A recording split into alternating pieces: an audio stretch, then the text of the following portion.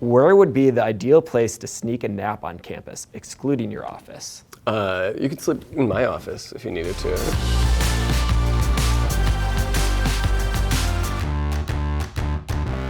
Mike, if you could choose a different hairstyle or look, what would it be? The different hairstyle, I think, would all be hair right here. It'd be a pastor bill. Yeah, the pastor bill. The pastor bill, with a beard down to here, rich and flowing, like oil down Aaron Spears.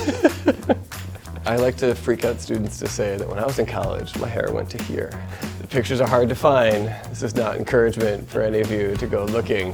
But yeah, I would just bring that back. If you could live in any sitcom, what would you choose? If I could live in any sitcom, I guess I'd have to go with Friends. Not that I was ever cool enough to spend that much time in a coffee shop. I think I'm just too cheap. Mike, in your 7th year at Trinity, what have you learned about yourself? That I still have a lot to learn. And this is a good place to do that. I find that I have grown exponentially throughout my time here. So as I started to get to know Trinity and get to know ways that I could invest myself, I started to invest myself more and more, and the payoff is increasingly huge. Yeah. So if you could have dinner with a famous person, who would it be? I think I'm gonna go sciencey on this one. I was thinking someone like Jennifer Doudna, or one of the other CRISPR leaders. To be able to sit down and just have a conversation, not only about like the pace of science, but the world of like science celebrity, what that's like. And soon all of our lives will be different because of it. How do you feel about that? I'd love to be able to have those conversations over dinner.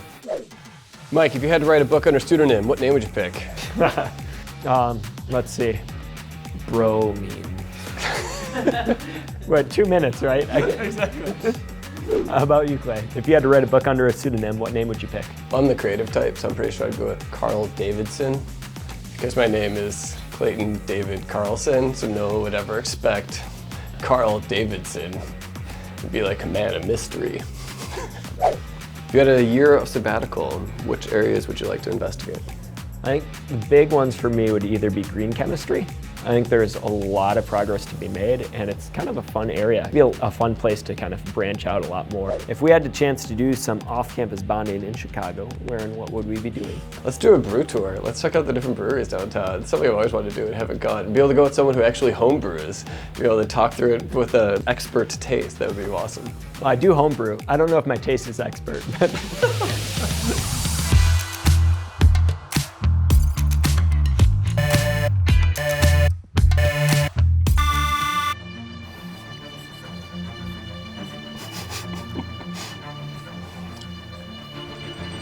You know, I thought about art as a minor for a while.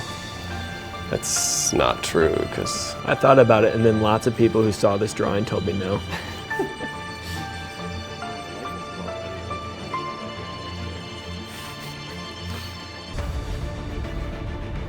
I don't need all that.